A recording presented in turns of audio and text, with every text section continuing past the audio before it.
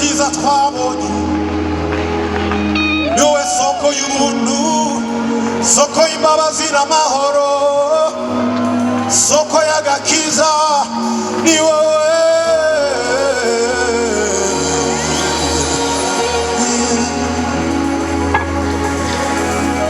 Yes, Lord.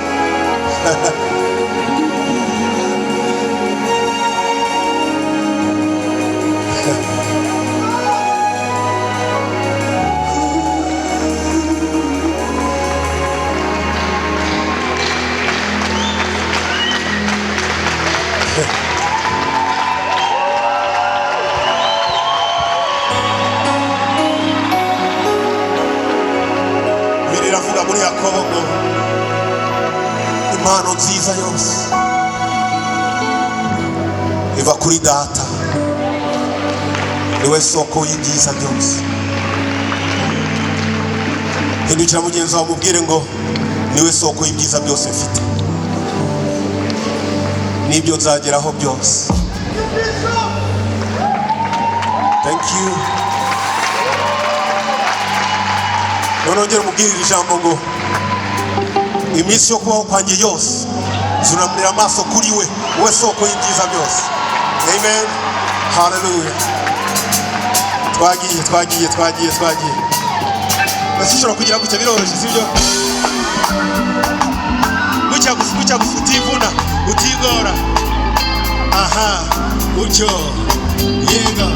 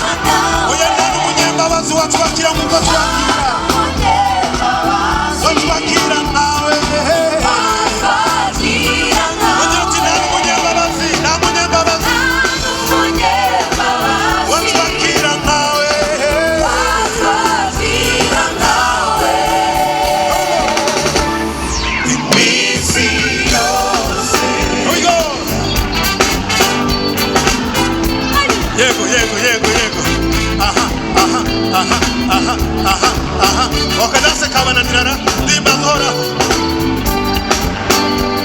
Aho twese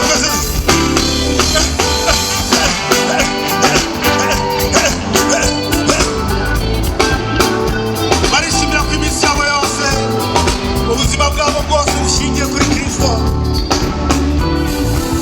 Isi yose namunya kuri nkawe, isi yose namunya kuri nkawe. Turashobora kwizera, isi yose namunya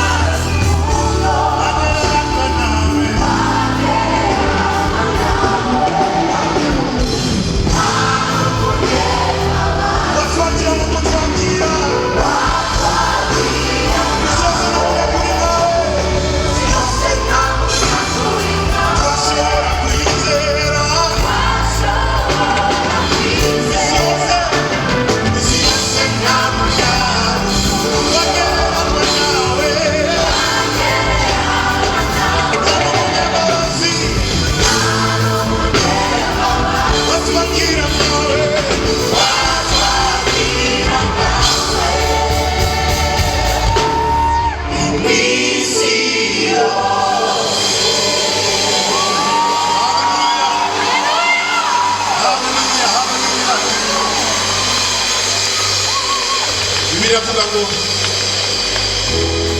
abategereza Uwiteka bagira bati ngo bigenda bite, basubizwamo imbaraga,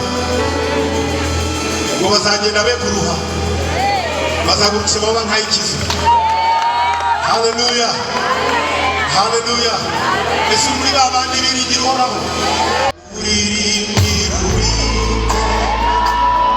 imirimo kuko aje gukora igitangaza mu gihugu cyawe. Ikiganza cye cy'iburyo n'ukuboko kwe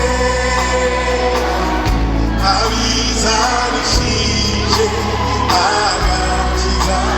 Tunyabiranga twese tumurimbira Uwiteka.